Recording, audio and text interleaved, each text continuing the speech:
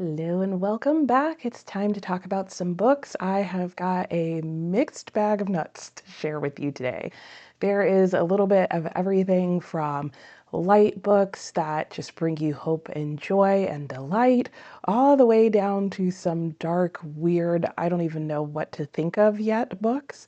So let me go ahead and get started. The first book I'm going to talk to you about today is The Book of Delights by Ross Gay. And indeed, this book is full of delights and interesting essays.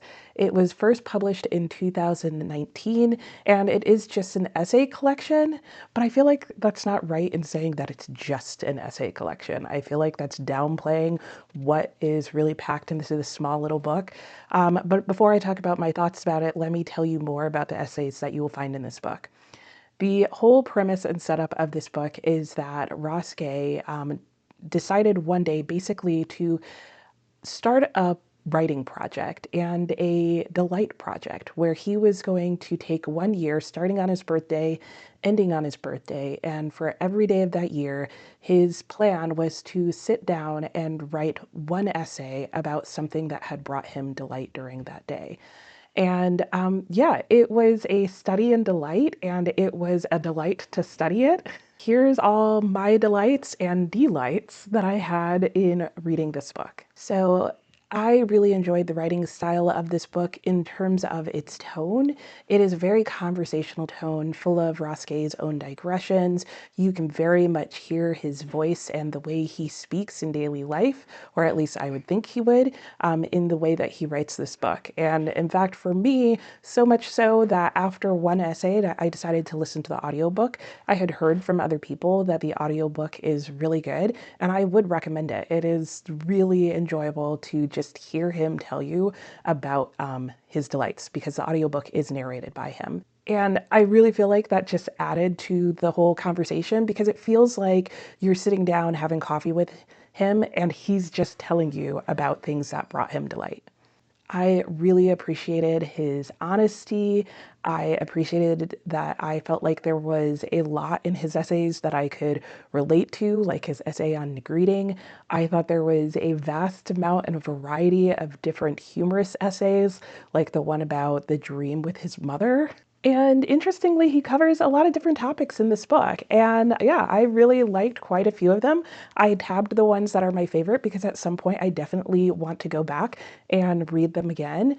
I did have a few delights or things that maybe took a little away from my own delight, but honestly, it was just personal preference things. For example, I didn't enjoy reading, like physically reading with my eyes, his writing style, because he does have a lot of digressions in there. There's one point where he even reflects on the fact that he just basically had you read a run-on sentence, and like the punctuation and all of that was just driving me crazy, even though I kind of also speak the way that he does. like my talk is full of lots of digressions, but I don't necessarily want to read that in my writing. And it was taken away from my joy because I was focusing on that more than I was focusing on what he was saying. And for me, at least in this first reading, I really wanted to focus on what he was saying. So the audiobook was definitely the way to go for me. I did not rate this book. I, in general, don't always like rating nonfiction. I more enjoy just talking about what it's about. And I also feel like it would be kind of rude to give a rating to somebody else's essays about delights and things that didn't find them delights. Like, it's a very subjective subject, and I feel like that would make my rating I don't know, like I'm grading whether or not he did a good job at being delighted. Even though in theory I could obviously grade, or rate things like his writing and, the collection and how well it was edited, but that still felt like it was missing the whole point of the book to do so. So I didn't give it a rating. I would definitely recommend this book. I'd highly recommend the audiobook if you're looking for a good audiobook that's just uplifting, covers a couple of different topics, but will have some serious moments in there as well. This is it. It's not super long. If you want something that is also going to be light-hearted in tone, but isn't going to avoid some important issues. I think this is a great book.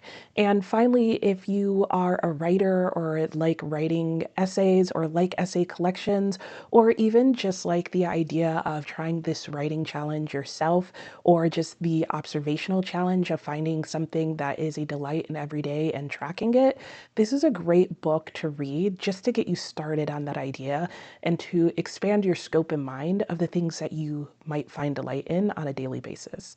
I think if you want to read more books like this, he has multiple books on this topic now. I think there's 3 total that you could pick up and read. So if you found this delightful and wanted more of the same, you can get more of the same.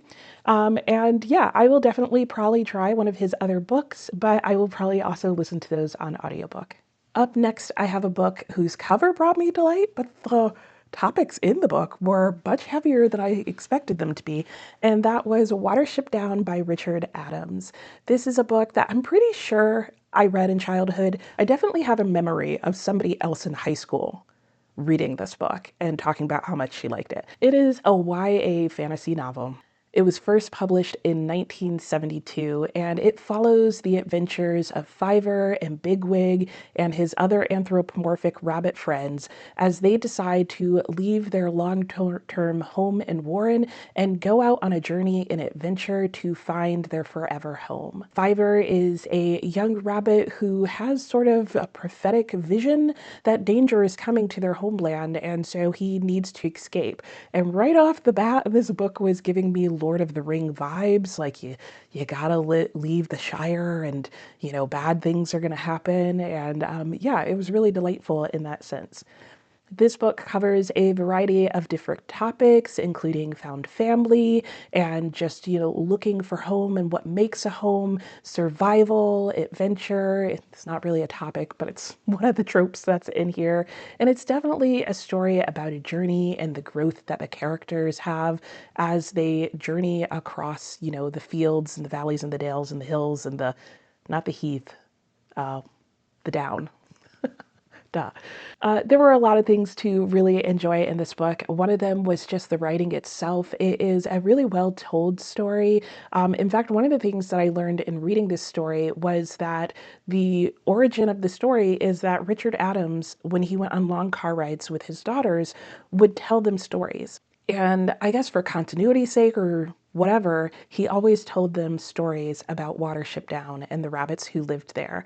And I guess he had read a lot from this one book that was a nonfiction work about rabbits and the lives of rabbits. And he would incorporate that information into his stories. And his daughters loved these stories so much that they begged him to write them down so that they could just continue to enjoy them. And so one day he finally did, and as he wrote them down, he ended up writing this book, which I think is really cool. And I love that we now all get to enjoy them. This world that these rabbits live in is so fascinating, so well built. You can definitely see those moments where where he is incorporating some real information and facts about rabbits into the story, but it's so well done that it doesn't feel like an info dump at any point. The characterization in this book is really well done. You will come to love each of these different rabbits or hate them. There are some unlikable villain characters in here for sure, which is funny to think. There are militant rabbits, there are prophetic rabbits, there are like the strong, burly rabbits, there are the, weaker and yet adorable and yet simultaneously strong with their inner character rabbits. I never knew so much about rabbit characters, but you will come to like them, I feel like, as much as people like the hobbits, to be honest. There are a lot of people who love this book, and I can see why, because I really enjoyed my time with all of my little rabbit friends. And now when I see the rabbits in my backyard this summer, I'm going to be so tempted to name them all. And also yet scared to wonder what scheming is going on in the background, because there is a lot of scheming by a lot of different rabbits in this.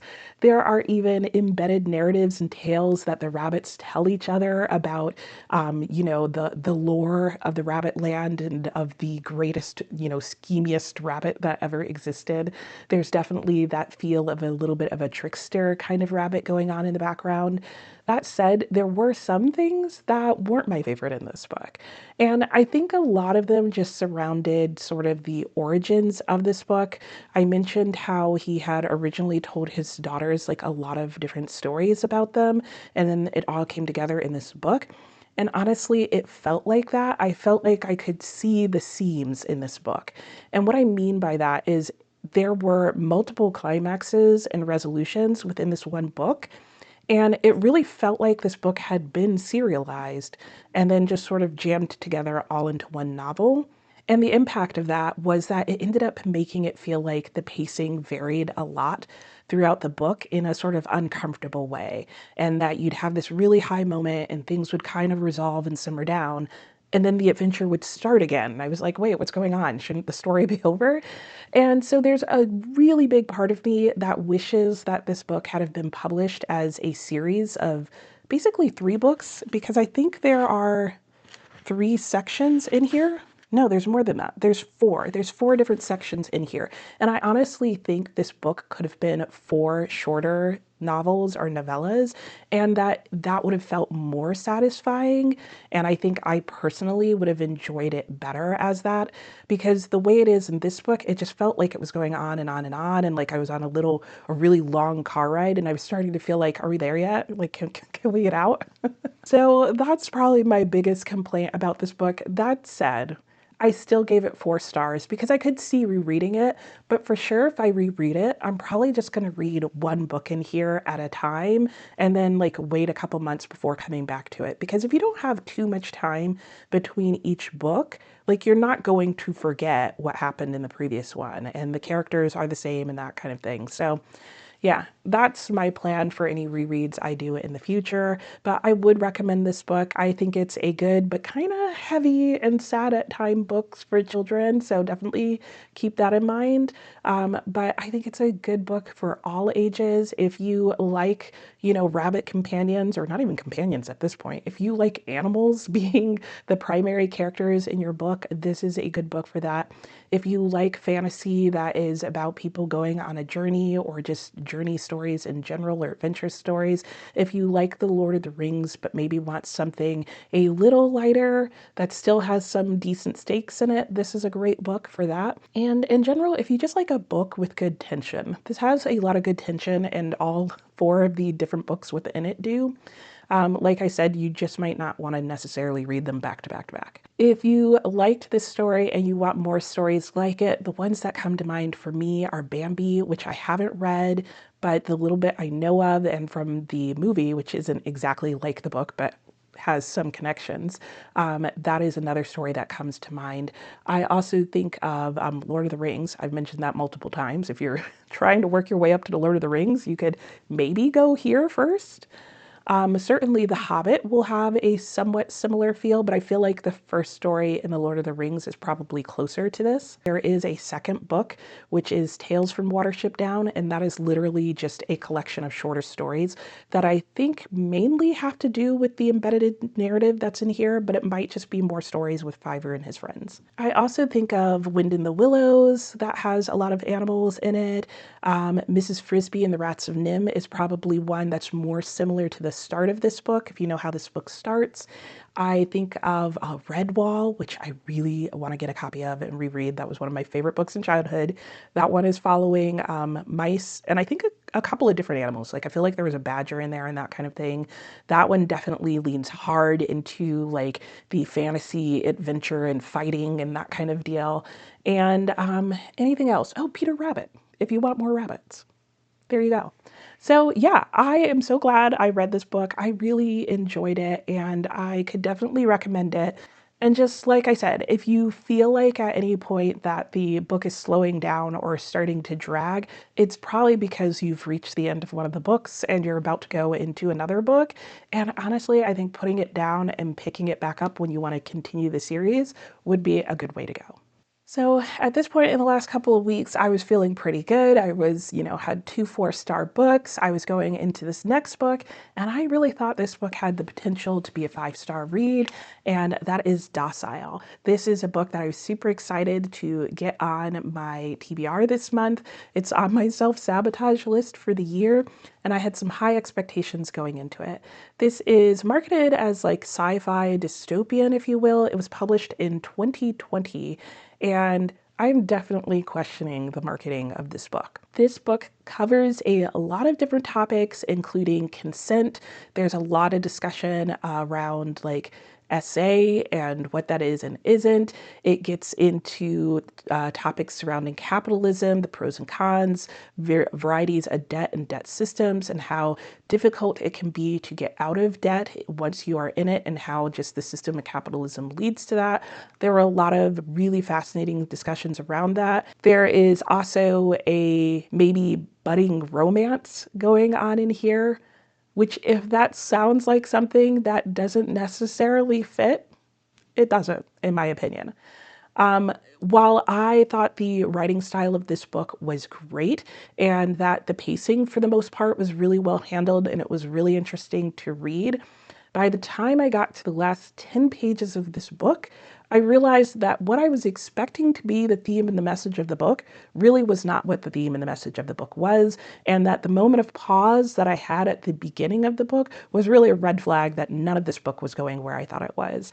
At the end of the day, the thing that I found most frustrating about this book was that I really don't think it was marketed correctly. This book was marketed, I think, as a book that is a sci-fi dystopian, that is looking at all the problems with a capitalist system and how that gets people into debt and kind of the worst case scenario of where that could go. In reality, this book is a weird mashup of Mars House meets Lolita meets 50 Shades of Grey. I'm still trying to figure all that out. It was, it just went off the rails. And it went off the rails really early on, but I tried to tell myself that that's really not what was happening. This story, the entire time, is told from 2 points of view. One is from Elisha and his experience of being forced to become a docile. And there are content warnings that I think you should look up. There is repeated episodes of SA in every variety imaginable. There are issues of consent going on in this book. There is torture. And then on the flip side, you also get to be in the head of Alexander Bishop as he is basically grooming Elisha. So it's already a difficult topic to kind of wrap your mind around. But when you get to the end of the book and you realize that it's kind of making all of this okay, I really had problems with it. I didn't think any of it was okay. I really had an issue that the entire concept of Stockholm Syndrome didn't even come up in this book, even though that definitely seems like what is going on, and I just couldn't understand it. Now, when I went and looked up other people's reviews and thoughts on it, it's a pretty controversial book, and a lot of people really don't like it for a lot of the same reasons, including other reasons that I'm not even going into. But I think a lot of people really, at the end of the day, also felt like this book kind of missed the mark and at best was mismarketed. Like this really could have just been marketed as like a dystopian romance and stuck more solidly to that genre. But I think once you brought in the issue of consent, it really muddied the water. And it kind of, I don't know, personally, I felt like gaslighted the reader on the idea that there are issues of consent. So I just didn't like where the story went and where the messaging went in that area. And that brought me from a possible 4 all the way down to a 2.5. I really don't know that I would recommend this book to anyone unless you like smutty dystopian romance novels that deal with SA that might be considered erotica. I don't know who that is, but if that's you, this might be your book. If you want to read books that are like this, that I think probably do a better job of dealing with these issues without making you confused as a reader, I would look at something maybe like Mars House that also has a very tense relationship, but I feel like the relationship that's in that book is better handled for the most part. Or from what I've heard, maybe Chain Gang All Stars. I think that deals with a similar system where you have people who are doing things and you also discuss that issue of consent. But for me, I'm sad to say this really wasn't a winner, and I was really hoping that it was going to be. And quite frankly, I was just mad at the end of the book because I gaslit myself. There was a scene that the book started with that I was like, wait a minute, is this not what I thought it was going to be? And then I told myself, no, no, no, Nicole, you're just reading that incorrectly. This is the dystopian novel you thought it was going to be. This isn't like, just going to be about this relationship. I was wrong. Go with your first gut instinct. That's what I would say. Moving on to another book that I enjoyed this month is The Black Fantastic. This is a book that I'm reading for this sci-fi fantasy book club that I am in, and it is edited by Andre M. Carrington.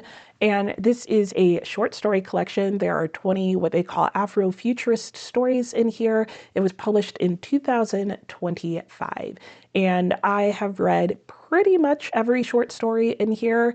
I ended up telling myself that it was okay and I could consider this finished if I read the vast majority of the stories. And I think I read all but 4 of the short stories in here. One of them I just decided to skip because as I was starting it, I just wasn't enjoying it and I wanted to continue making forward progress. So I skipped it with the intention of coming back to it and never did. And then admittedly, I haven't read the last 3 stories in here because I just reached short story burnout. Like I just couldn't do another one. I'm considering it finished because I just don't want to like leave it hanging out there on Storygraph for the rest of my life. But I do plan on keeping this book, so I know at some point I will come back and read the ones that I haven't read. And I did tab the ones that I read, so I do have an easy way of knowing which ones I skipped, and I will get to those at some other point in my life. But for now, I'm going to review this book based on the ones that I have read, because I have so few short stories in here left that I really don't think they're going to change my opinion of this book overall. What can I tell you about this book? First, let me tell you a little bit about what I think of when I think of Afrofuturist stories. I think of stories that are a blend of science fiction or fantasy or stick to one or the other, but are mostly looking at the impact of science and technology on the Black experience, either in the modern day and age or certainly looking into the future. And this book covers and discusses all of those things in a variety of different manners in the stories. Some of the stories in here feel a little bit more like fantasy. I would say the vast majority of them, though, do really feel like sci-fi in some manner or another. And there were some short stories in here that I liked enough that I really want to read some more works by those authors, even if they're more short stories. So that was kind of exciting to have a way of like finding new authors that I might like to read from. Unfortunately, or fortunately, I don't know, I did find that a lot of the authors solely write short stories, and I was really hoping to find more of them would have like a longer book to get into, just because I personally like novels and longer books. But I liked them well enough that I'm still willing to go ahead and try some of their other short stories. There were definitely a variety of stories in here, and I would say the ones that I liked less tended to have more to do with either like the topic or the writing style. So it wasn't so much that I felt like they were bad, they just weren't my personal favorite. And I would say that for somebody else, they might hit even heavier. So for me, I think my average rating was probably somewhere around a 4, but I could see it being higher for some people, especially if you lean more towards literary fiction in your reading. I think this is a great book for somebody who likes short story collections and especially anthologies where you're getting lots of different authors. I think if you like a variety of science fiction, this definitely has a variety of different styles of science fiction. If you want to read more about the Black experience or just more by, BIPOC authors, this would be a really good book for that. And I think one of the best uses of this book is that it could also help you figure out what type of science fiction you like. I mean, it's not labeled by type, but you can definitely start to notice some things that are similar from story to story that you like or don't like. For instance, this book solidified for me that I really do like humor in my science fiction. Every short story in here that made me laugh or chuckle, at least to myself, was one that I enjoyed more than the ones that didn't. I also really was drawn to the stories that had very obvious and clear themes and topics that they were discussing throughout versus the ones that were a bit more dreamlike. And so I think this is a good collection for that. It's well edited. I think you're going to get a really nice variety of stories, so I think it's worth trying for that. And then some other specific authors that aren't in this collection, but I do want to read some more of their works. One would be Octavia E. Butler. She is frequently considered to be an Afrofuturist author. And then also Samuel R. Delany. Which is interesting because he's a person who specifically didn't feel like Afrofuturist was actually a genre, just because he thought the name was too limiting to what was actually going on in some of the stories, which I can appreciate. And yeah, that's it. These are the 4 books that I read in the last couple of days. I feel like they all match or look really nice together. And by and large, I enjoyed them all except for this one. This one was just total miss for me, but it's gonna happen sometimes. Let me know if you've read any of these and enjoyed them and how your reading is going, and I'll talk to you next time. Bye.